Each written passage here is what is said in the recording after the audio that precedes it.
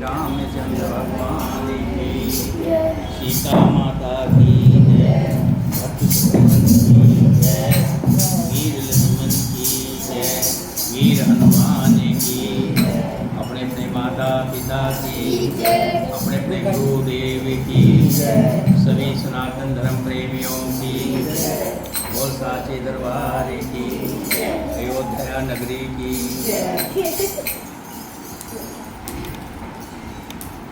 भगवान श्री राम जी वन में हैं और इधर भरत जी अयोध्या पहुँचे। अयोध्या का दुर्दशा देखकर भरत जी बहुत दुखी है। बेटा ये क्या हो रहा है? ले लीजिए इनके हाथ से, ले लीजिए और उधर बैठिए परली तरफ जाके।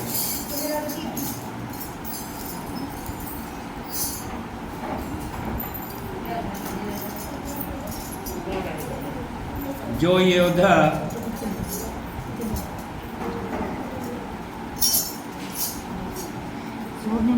हमेशा खुश रहती थी, सुखी रहती थी, आज भगवान श्री राम के बिना वही अयोध्या उदास है। बाजार सूने हैं, गली कूचे बियावान से हो चुके हैं। भक्त जी जाते हैं, जो मिलता है गुहा जोहार करके आगे निकल जाता है, कोई किसी से बोलता नहीं है। भक्त जी भी किसी से पूछने से संकोचाते हैं, क्योंकि उनको किसी न किसी बुरी घटना का अंदेशा हो चुका है। कैकेयी के पास गए,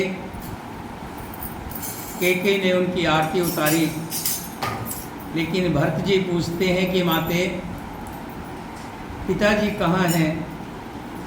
भ्राता श्री राम जी लक्ष्मण जी कहाँ हैं? माता सीता कहाँ है? कैकेयी अपनी कुमत को बताती है कि मैंने किस तरह से राजा से 2 वरदान मांगे, जिसमें तुम्हारे लिए राज और राम के लिए वनवास, और इसी दुख में तुम्हारे पिताजी स्वर्गवास हो गए। इतना सुनते ही भरत जी हाय पिताजी कहते हुए जमीन पर गिर पड़े और अपनी माता को बहुत तरह से बुरा भला भी कहा कि मैं तुम बांझ क्यों नहीं रह गई? मुझे पैदा करने से तो अच्छा था तू बांझ हो जाती। बहुत कुछ कहा और फिर सीधे कौशल्या माता के पास पहुँचे। माता के चरणों में गिरकर विनती करने लगे, हे माता, मेरा इसमें कोई भी दोष नहीं है। अगर मैं कहीं से भी दोषी हूँ तो जो पाप माता पिता और पुत्र के मारने से होते हैं, और जो पाप गौशाला और ब्राह्मण के नगर को जलाने से होते हैं, और जो पाप स्त्री और बालक की हत्या करने से होते हैं, और जो पाप मित्र और राजा को जहर देने से होते हैं, अगर मेरा इसमें कोई भी दोष हो, सम्मति हो, मैं सब पापों का भागीदार हूँ, भोगी बनूं। हे माते, जो लोग श्री हरि और श्री शंकर के चरणों को छोड़कर भयानक भूत प्रेतों को भजते हैं, हे माता, यदि इसमें मेरा मत हो तो विधाता मुझे उन्हीं की गति दे। इस तरह से भरत जी माता कौशल्या के चरणों में बैठकर कह रहे हैं और आंखों से नीर बह रहे हैं। तब माता कौशल्या जी कहने लगी, मात भरत के वचन सुन साचे सरल सुभाय। कहत राम प्रिय तात तुम सदा बचन मन काय। सियावर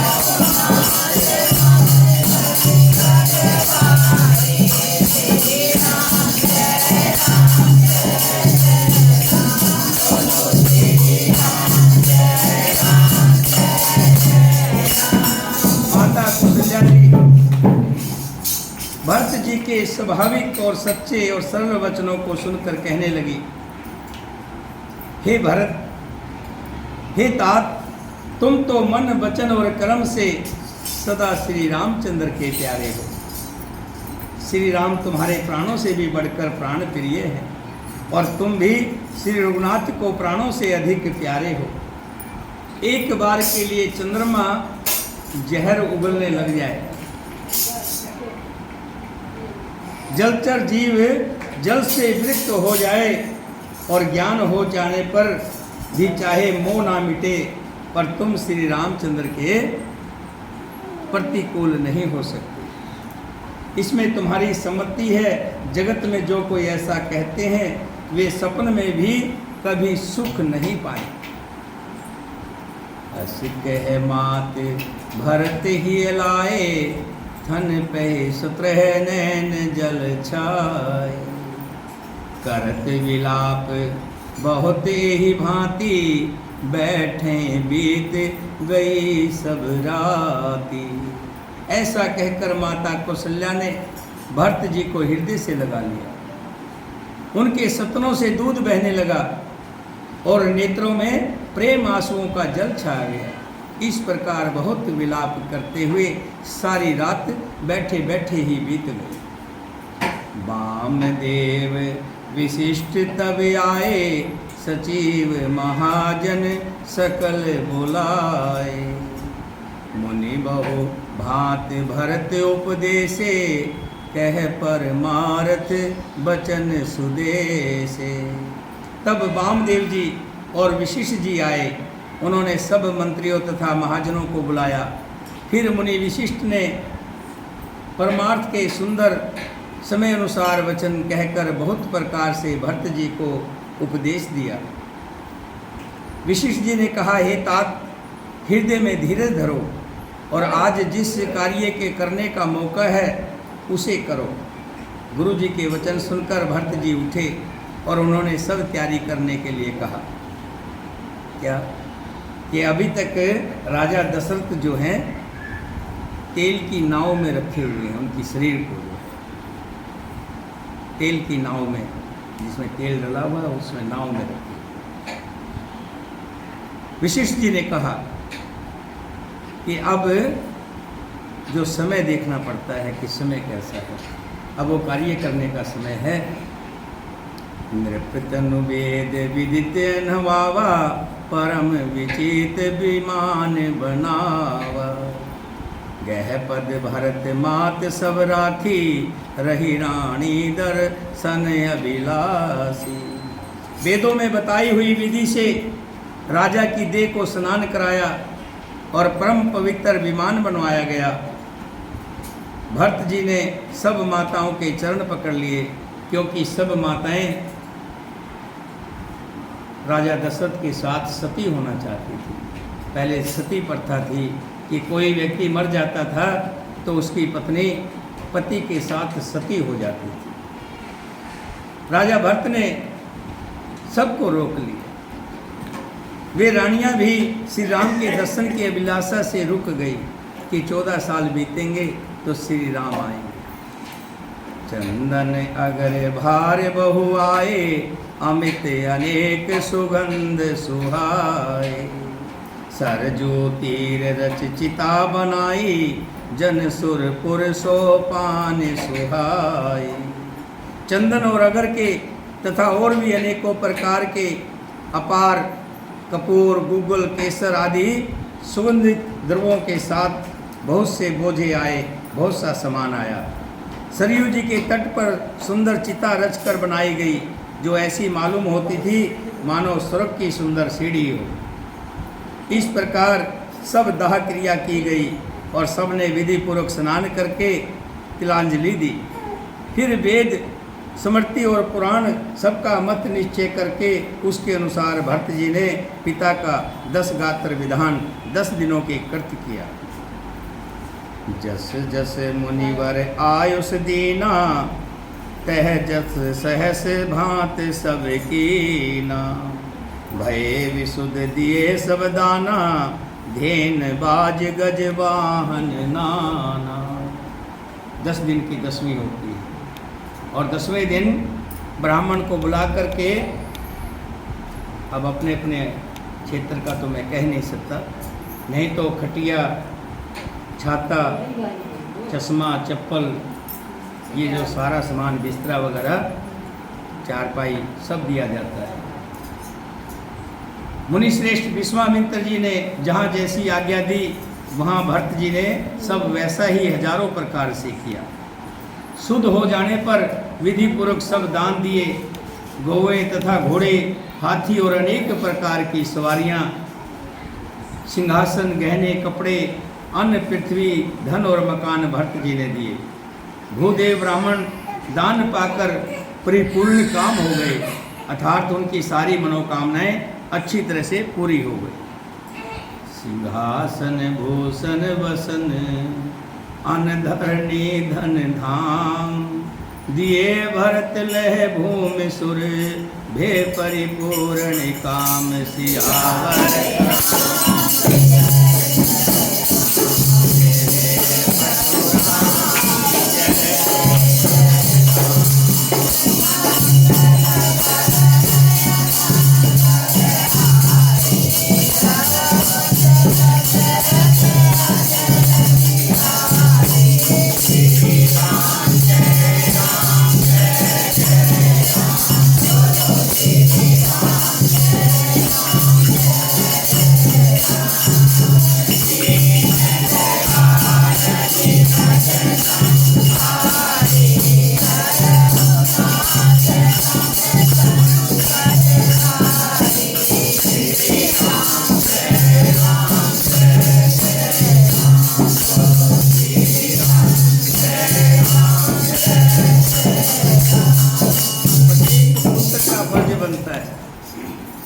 प्रत्येक पुत्र का फर्ज बनता है कि मरणोपरांत अपने पिताजी का, माताजी का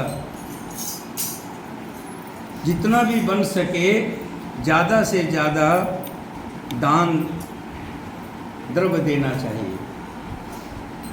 ब्राह्मणों को भोजन करवाना चाहिए और जितने सगे संबंधी हैं जिन्होंने अग्निदाह के समय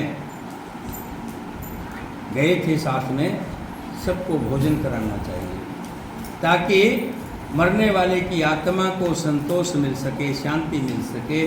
और परमात्मा से कामना करनी चाहिए कि हमारे पिता माता जिनकी हम संतान हैं, जिनकी बदौलत हम इस संसार में आए हैं, वो जहाँ भी रहें सुखपूर्वक, शांतिपूर्वक रहें। उनका देवलोक में निवास हो, इसके लिए पूरे कर्म करने चाहिए। और जिनके कर्म पूरे नहीं होते हैं वो देवलोक में ना जा कर के प्रेत लोक में जाते हैं और प्रेत लोक में हमेशा यातना पाते हैं, खुद भी यातना पाते हैं और दूसरों को भी यातना देते हैं। इसलिए अपने बुजुर्गों का जो है पूरा करना चाहिए।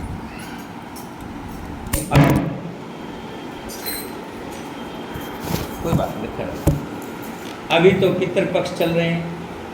ये जो साल में 15 दिन बनाए गए हैं, ये पितृपक्ष के इसलिए बनाए गए हैं ताकि किसी भी योनि में हमारे बुजुर्ग गए हैं, जहाँ भी गए हैं, वो सुखी रहें, शांत रहें। कहते हैं जिनके पितर शांत रहते हैं उनके घर में धन दौलत किसी तरह की कमी नहीं आती, उनके घर में संतान का बढ़ावा मिलता है, बढ़ोतरी होती है और शरीर स्वस्थ रहते हैं। पितु हित भरत कीन जस करनी, सो मुख लाख जाय नहीं वरनी। जैसे भरत जी ने अपने पिताजी का किया, जो भी कर्म थे किए, उनको लाखों मुख से भी वर्णन नहीं किया जा सकता।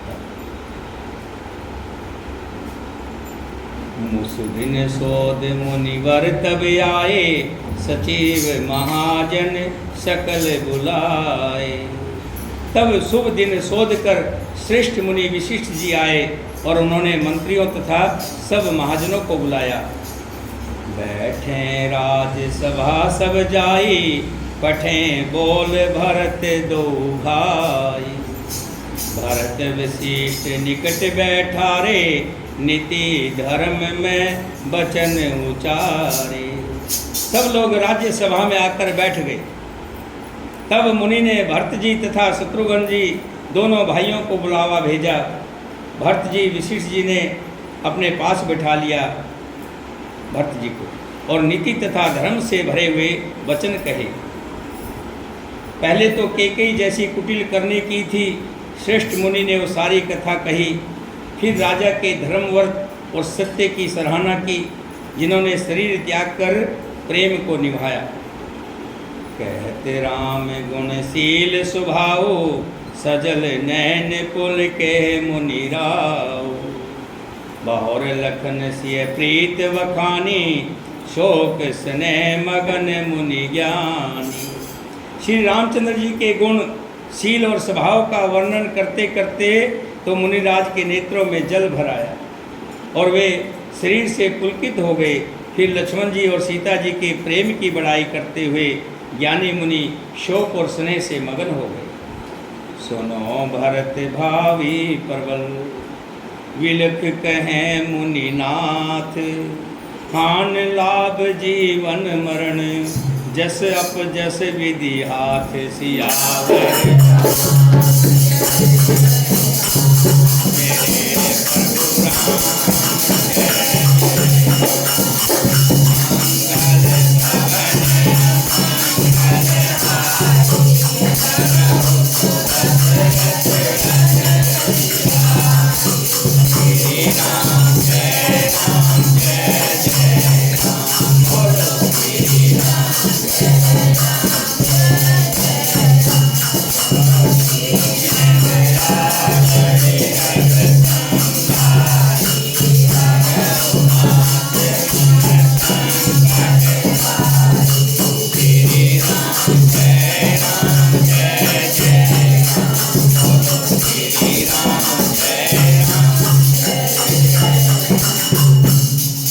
श्री राम जी के स्वभाव को याद करके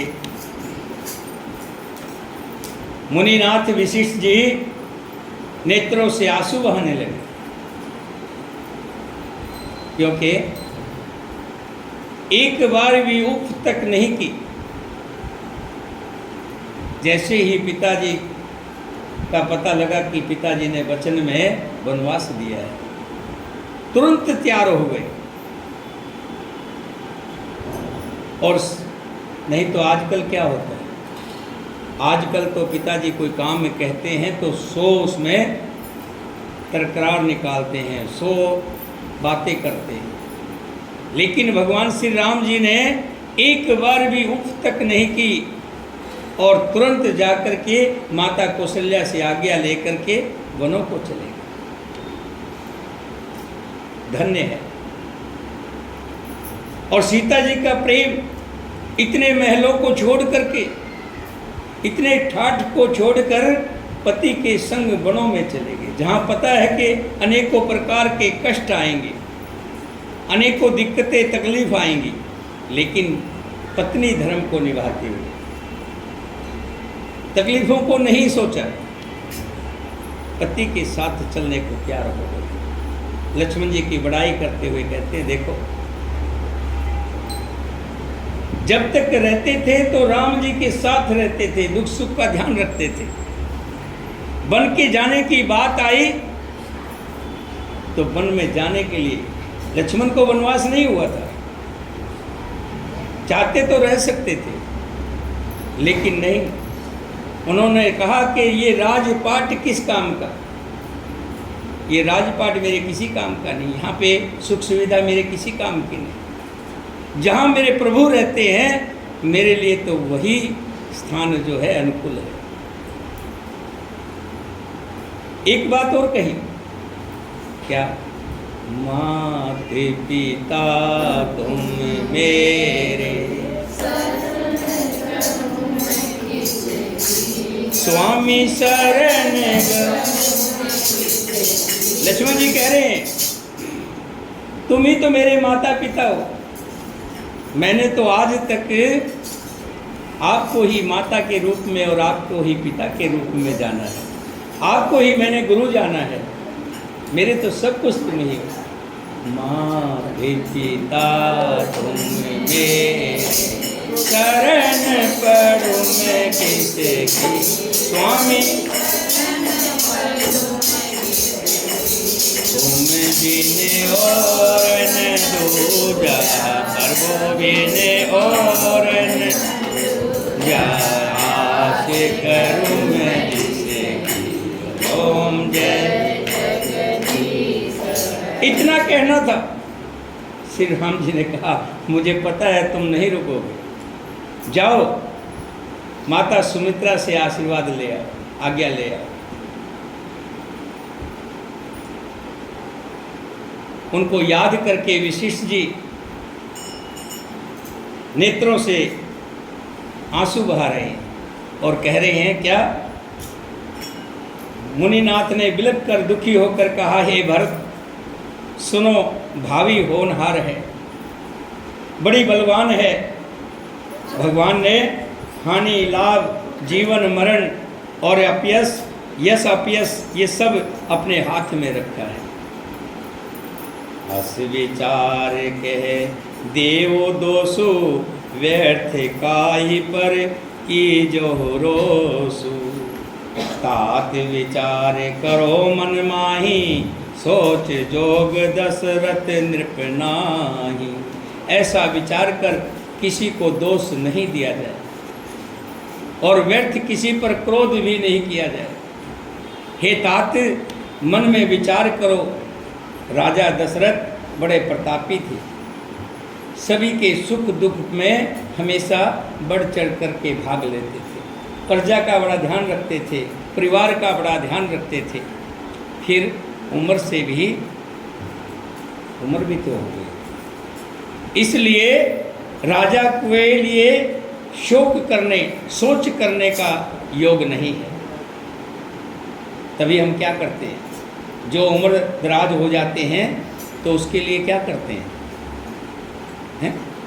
वहाँ पर मैंने देखा है, जब कोई बुजुर्ग उम्र के पार होने के बाद मरता है तो उसके लिए एक अलग से अर्थी सजाई जाती है, जिस पर गुब्बारे वगैरह भी लगाते हैं और फूल भी बरसाते हैं।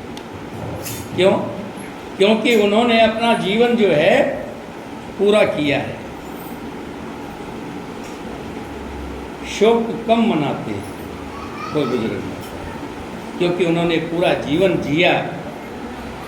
और राजा दशरथ ने भी अपने जीवन में हमेशा सभी का ध्यान रखा, प्रजा का खास करके जो राजा का धर्म होता है। सोचे विपर जो वेद ही ना। अब क्या कह रहे हैं वशिष्ठ जी, ध्यान से सुनने वाली बात है। सोच किसके लिए करनी चाहिए, दुख किसके लिए मनाना चाहिए? सोचे विपर जो वेद विहीना, तज निज धर्म विषय लह लीना। दुख उस ब्राह्मण का करना चाहिए